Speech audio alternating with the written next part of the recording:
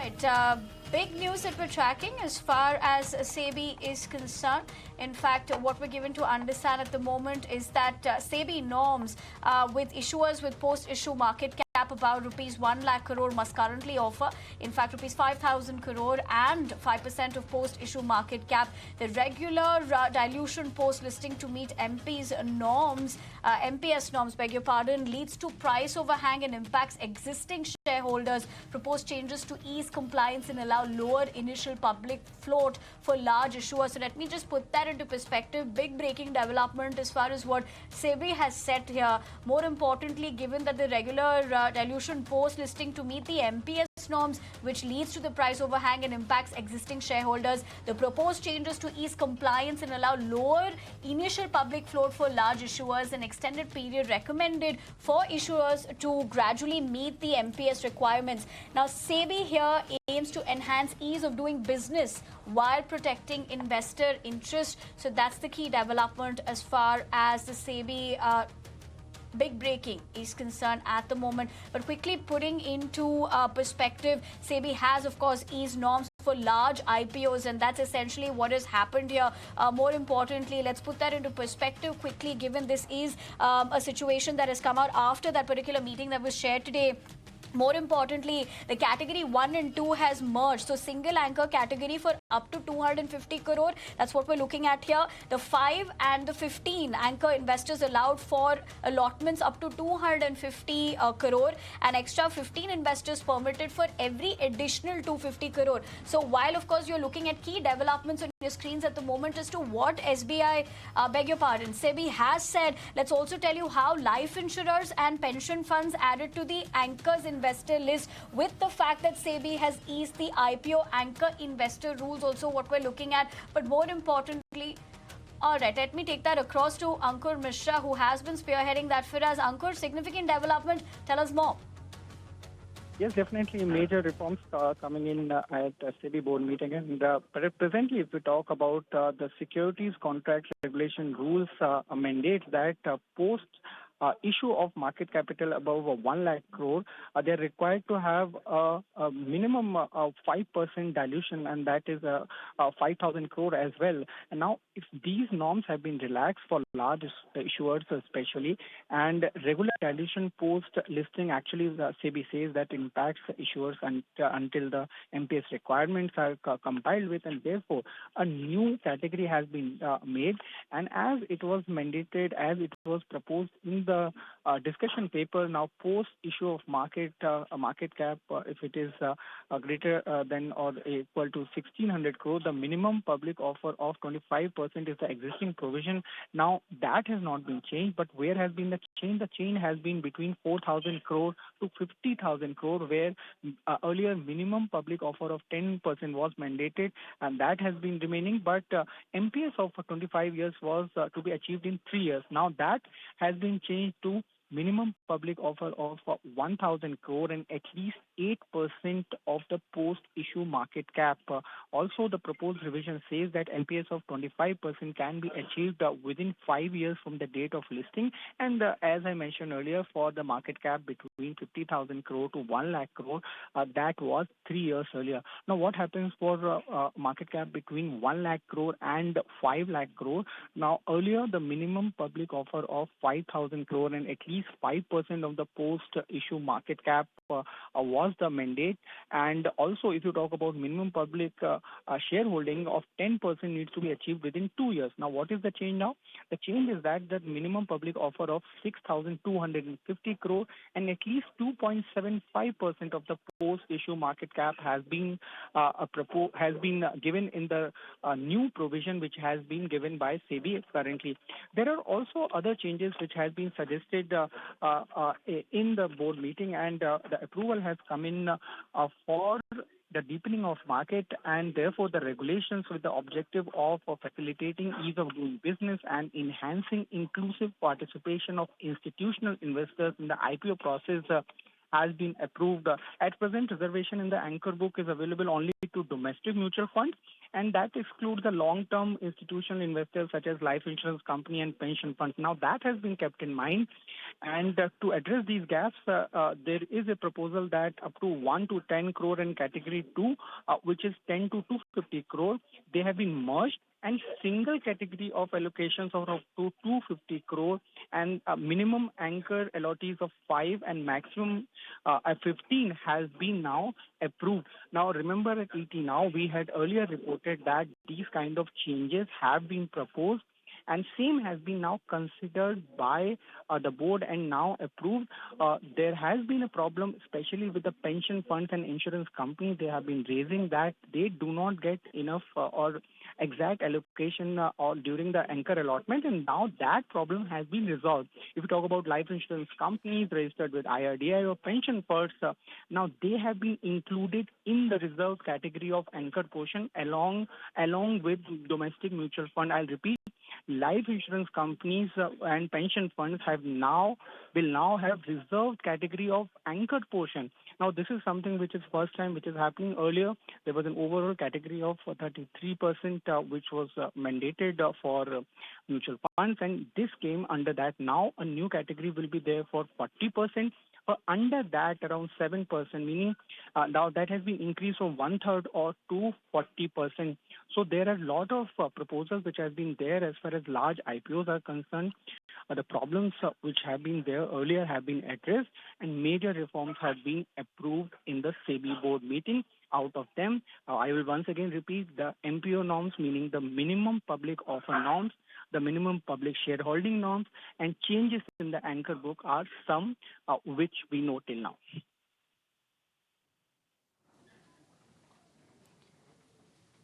Right, Ankur, in fact, as you pointed out, requesting you to stay with me because I'm given to understand Sandeep Parekh, Managing Partner, FinSec Law Advisors, is also joining us on the show. Ankur, if you can hear me, if you would want to take a question across to Sandeep.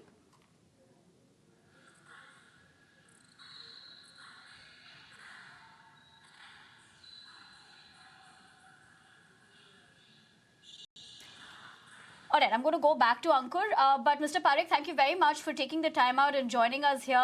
First things first, how are you viewing what SEBI has essentially said about the IPO norms? So I think these are good amendments, giving more flexibility, kind of opening up things for insurance companies. So overall, I think all positive developments for deepening the markets, because ultimately I think SEBI does not just as a regulatory role, but it also has a developmental role, which is there in the preamble to that. So I think it seems to be taking it more seriously now, which is I think quite a big positive. Right. Mr. Parekh, I want to understand from you, there is a change which has been there, which was proposed in the discussion paper, and now when the MPS and MPO norms have been approved, I can see there is a consideration of market cap of 1,600 crore as well, and a bifurcation of 1,600 crore to 4,000 crore, while in the discussion paper, the categories were less. Do you think that SEBI wants to address all kind of issues as far as the final norms are concerned? More importantly, one bucket doesn't fit for all approach has been adopted?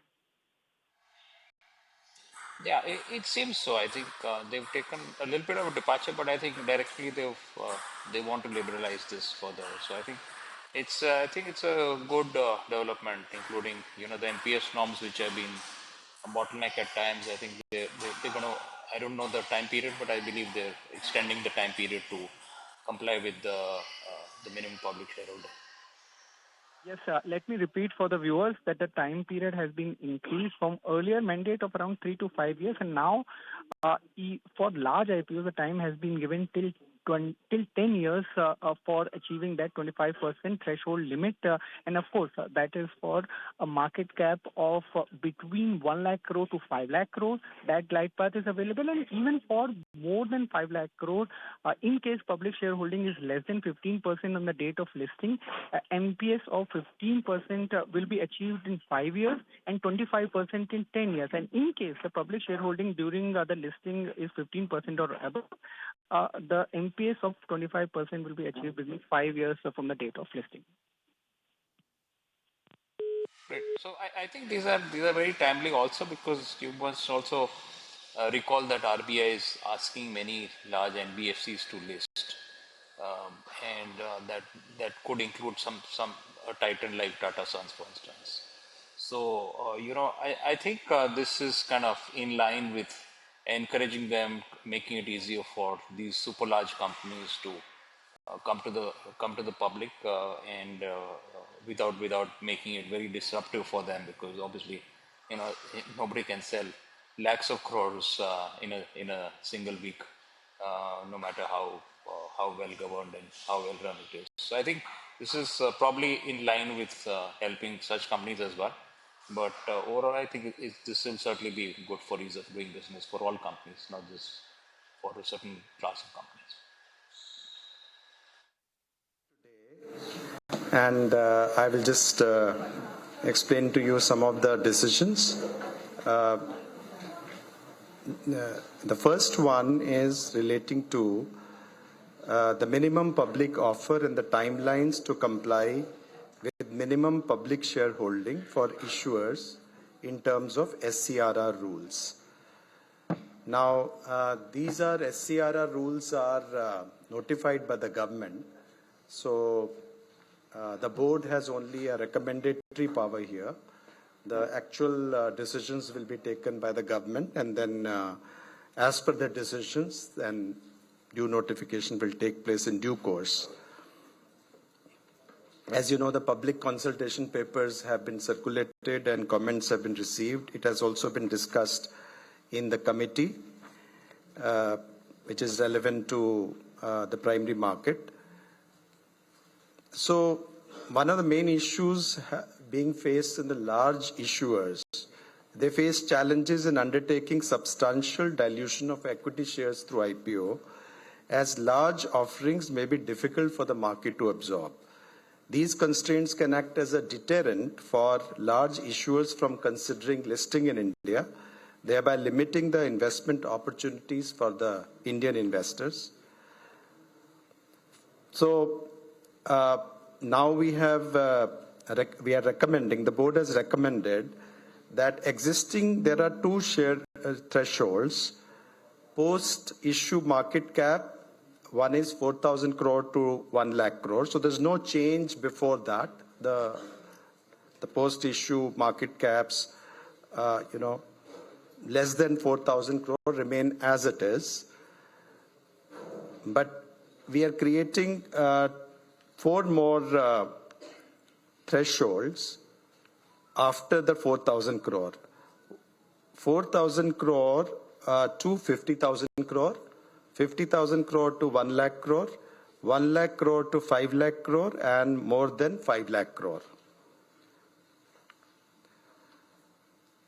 Then for 50,000 crore but less than or equal to 1 lakh crore. In this category, it is proposed to revise the minimum public offer from the current requirement of 10% of the post-issue market cap to 1,000 crore plus 8%, at least 8% of post-issue market cap. So this is a scale-based thresholds we are bringing. Now for 1 lakh crore and above, so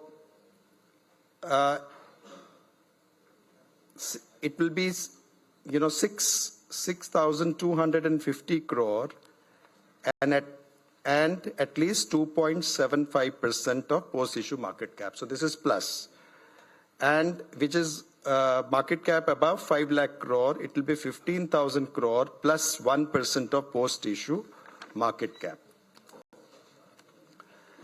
There is another proposal regarding the timelines.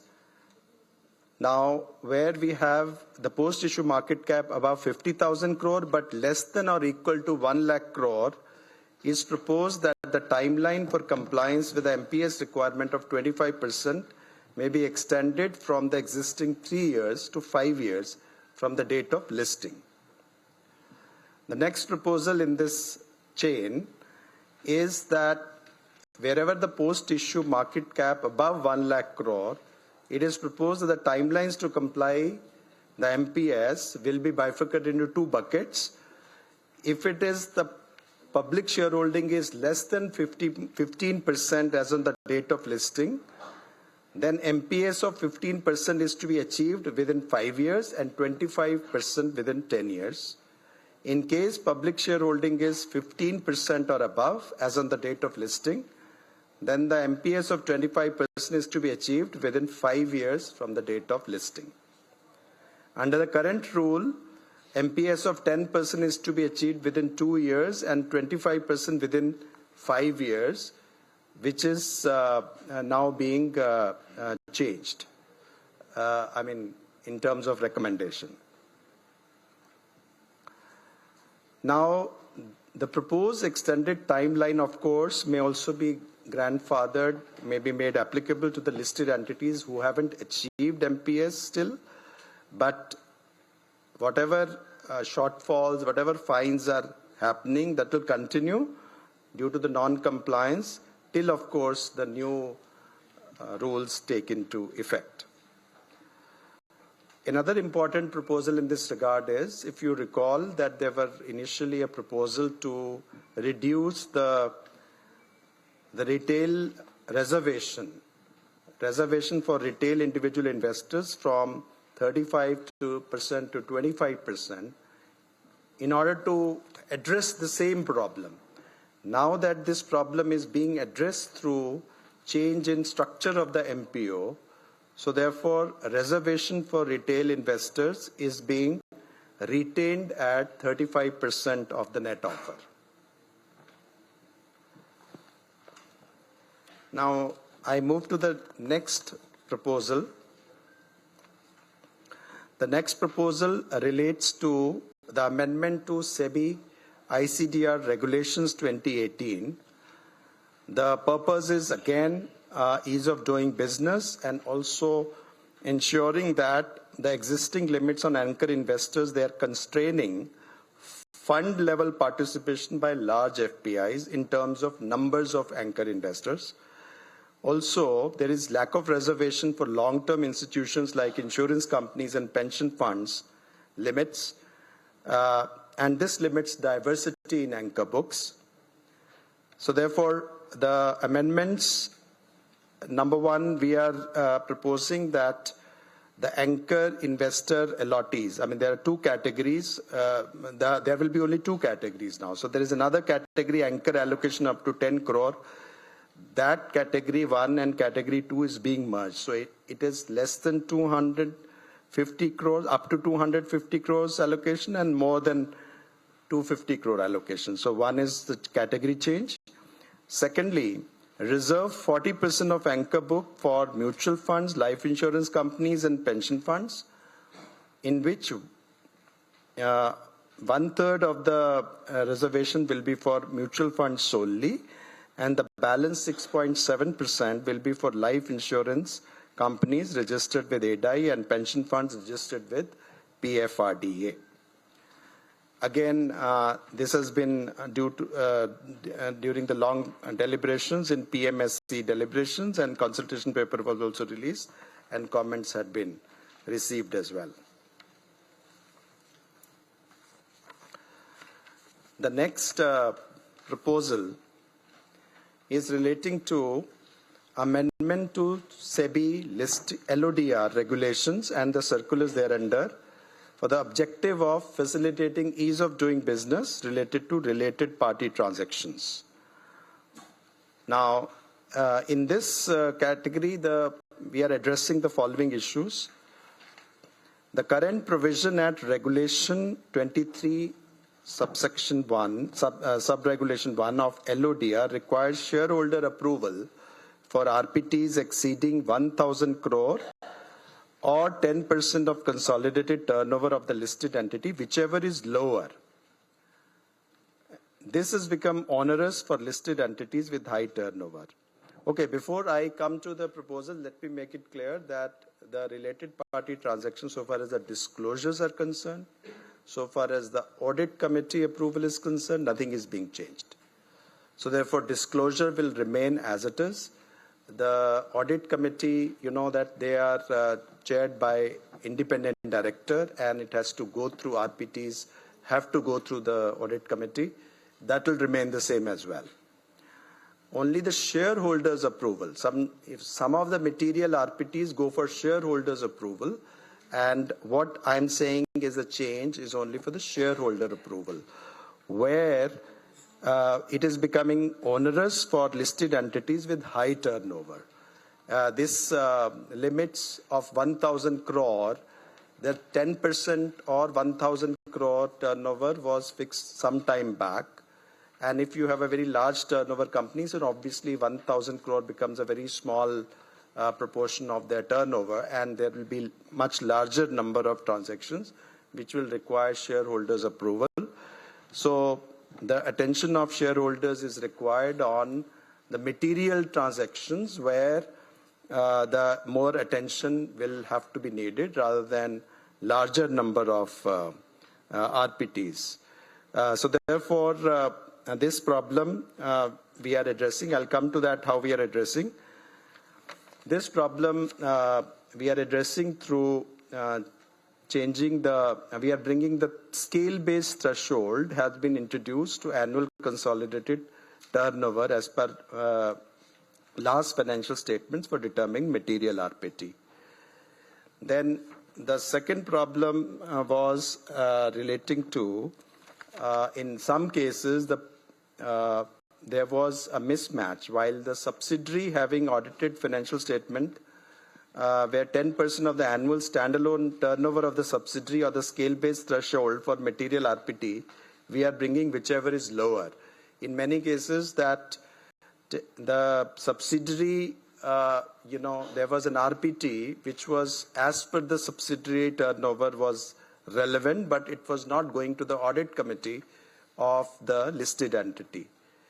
That particular loophole has been plugged through these changes. The third change is that if an RPT does not exceed 1% of annual consolidated turnover or rupees 10 crore, whichever is lower, then the listed entity shall provide less information in simpler form than compared to the RPT industry standard. You may recall that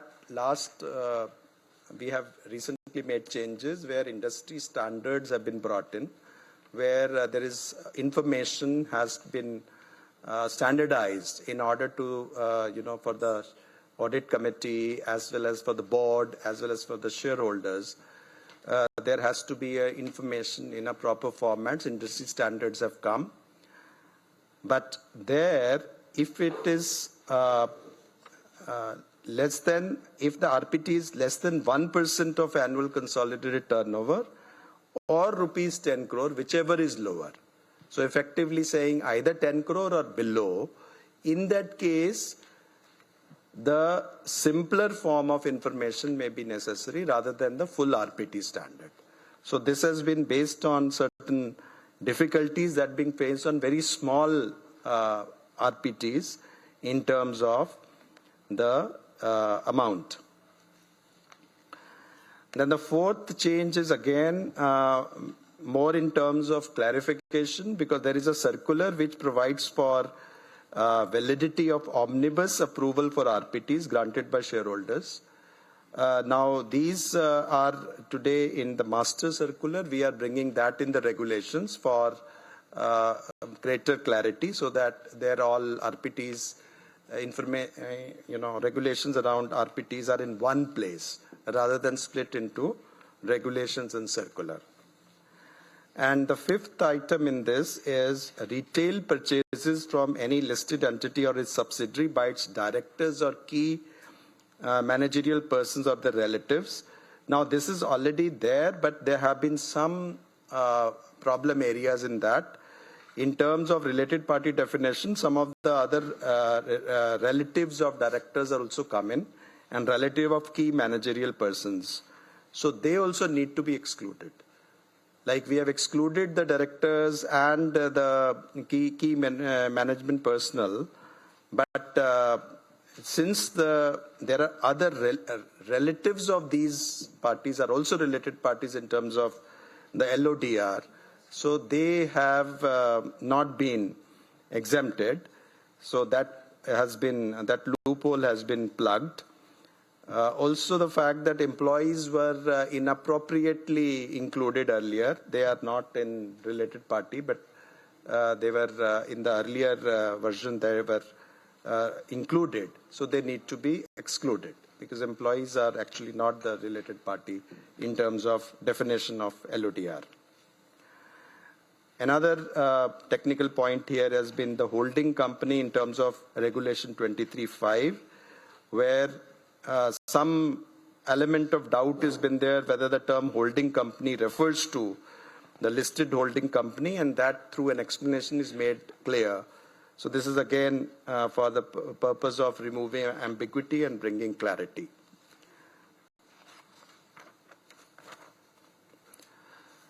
The next proposal relates to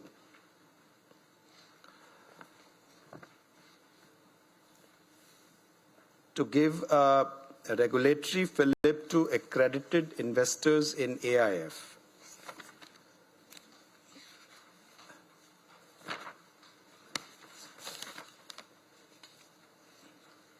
I think before that, let me first take up the IFSC issues.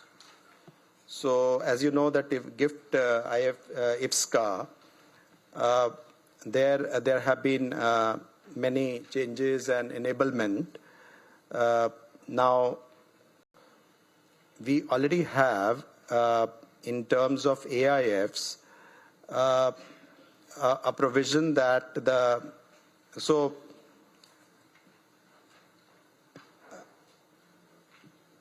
now the IFSCA has made a request to enable retail scheme with resident Indian non-individual sponsor manager to register as FPIs.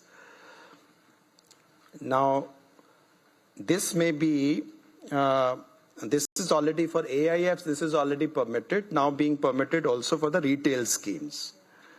Then the second one is the condition of resident Indian non-individual to be sponsor or manager of the FPI may be substituted with fund management entity or its associate for IFSC-based FPIs. This is to bring it in consistence with the IFSCA regulation. Then the maximum limit in contribution by resident Indian non-individual as FME or its associate in AIFs and retail schemes set up in IFSC may be specified at 10% of the corpus of the fund or of the AUM in case of retail schemes. This is actually varying in the FPI regulations, varying from the regulations of IFSCA. So this has been brought in alignment with that. Then overseas mutual funds and the trust, unit trust registering as FPI may be permitted to have Indian mutual funds as a constituent subject to the conditions as mentioned in the circular dated November 4, 2024. So we have already permitted, SEBI has already permitted the mutual funds to be constituent of the FPIs who are registered as overseas MFs who are registered as FPIs in IFSCA. But FPI regulations had not been amended, so this has been now amended to this will be amended to ensure that that particular dispensation will now will be made operational.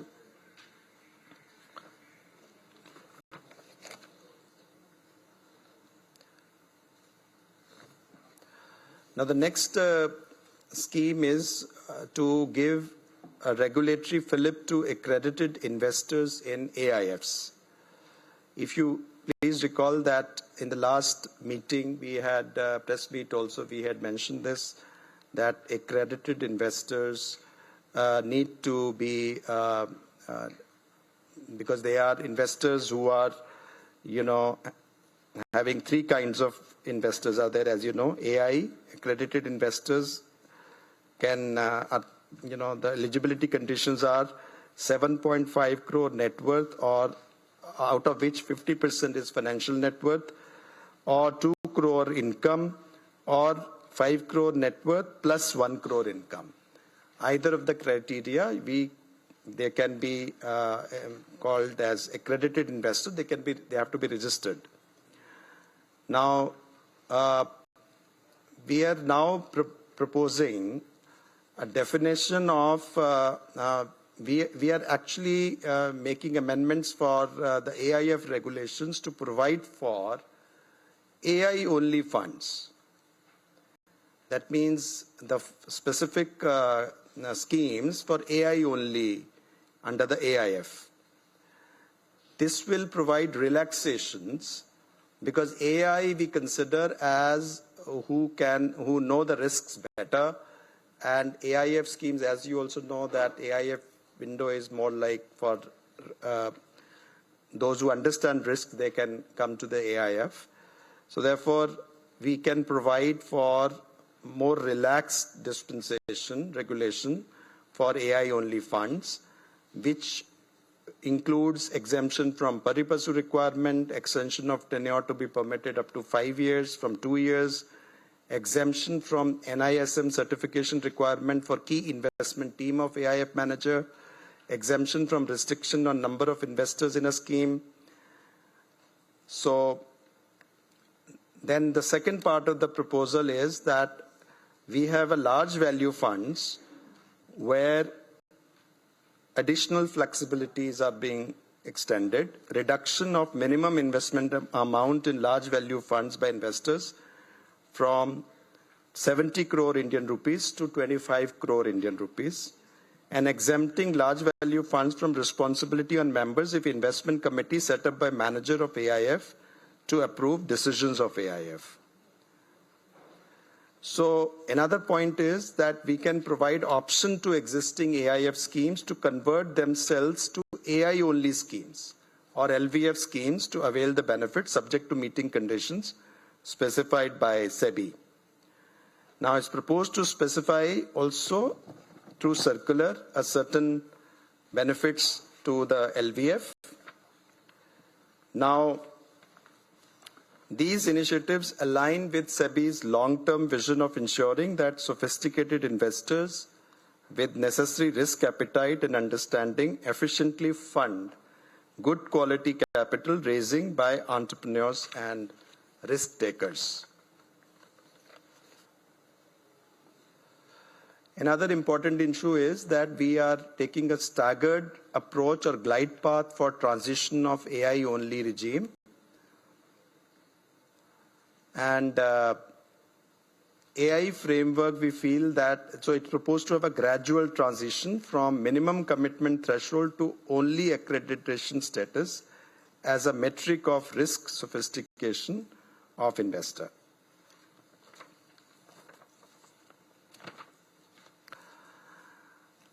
The next item is we have a proposal to introduce single window automatic and generalized access for trusted foreign investors. We call it Swagat FI framework for FPIs and FPCIs. The purpose is to have a much more relaxed onboarding and compliance regime for certain set of FPIs who have been objectively identified through and they are really trust and verify principle.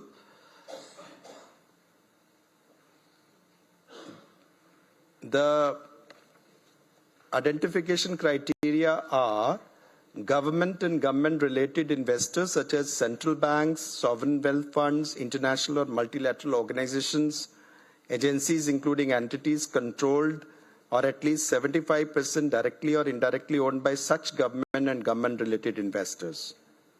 Second, appropriately regulated public retail funds with demonstrably diversified investor and investment base with independent fund managers as mandated by their home regulator. This could be appropriately regulated mutual funds and unit trust, and they could also be appropriately regulated insurance companies or appropriately regulated pension funds. Pursuant to this approval today, SEBI, in consultation with industry, shall come out with a jurisdiction-wise list for above fund structures on the basis of trust but verified principles in line with the approach adopted earlier. Now, what do the relaxations that we'll have for Swagat FI framework? One, they'll be granted option to also register as FPCI without any further documentation. Second, FCI requirement that at least 66% of their investment should be in FCI eligible unlisted investment would not apply to Swagat FI entities, which means they can have a flexibility of how much they want to put in as unlisted investments in FCI eligible unlisted investments. Third, periodicity for continuance of registration and review of KYC of Swagat FI to be 10 years as opposed to 1 or 3 years for other FPIs currently. Fee of $2,500 shall be applicable for such 10-year period as opposed to 3-year period for other FPIs. Then the cap of 50% on aggregate NRI, OCI and RI contribution will be removed for Swagat FIs. Swagat FIs will be provided option to use a single demat account for holding securities acquired as FPI or FVCI or as foreign investors investing in units of investment vehicles. And depositories will provide for adequate tagging to identify the investment as FPI or FPCI or as a foreign investor investing in units of investment vehicles. Now, this is only actually a beginning, but eventually Swagat FI framework could pave the way to a broader remit covering other investment schedules of FEMA, which will require approval of the Government of India and the RBI separately. But what was possible within the SEBI's remit is being attempted here. Once more than 70% of total FPI AUC will then be accounted for by proposed FIs according to our estimate. This has also gone through FPI Advisory Committee and a public consultation process. I would also like to inform you, I think we can do it later, right now. So I think just for a break, because we move into other agenda, I would like to inform you that for the ease of doing business and to facilitate the availability of all the relevant information that may be useful for current and prospective FPIs across RBI, CBDT, SEBI regulations to access and transact. What has been really missing, and this has come out that, information is not in one place and we are not able to, there's no single website where information is available. So we are launching today the phase 1 of information website for foreign portfolio investors called www.indiamarketaccess.in. So I will invite Aparna to give you a little bit of a demonstration here of the website. Thank you, sir. Good evening, everyone.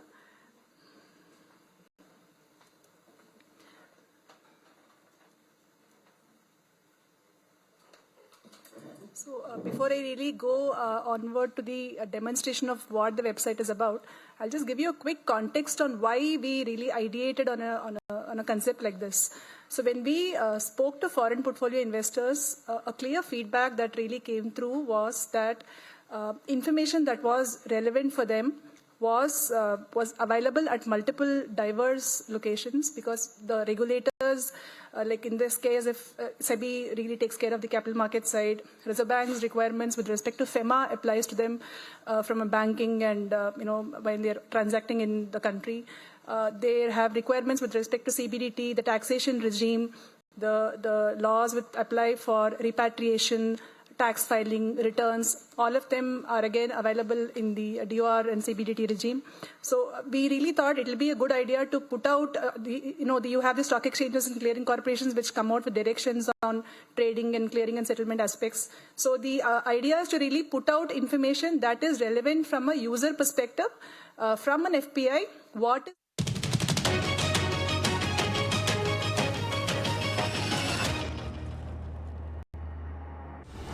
in association with SBI. Best है सब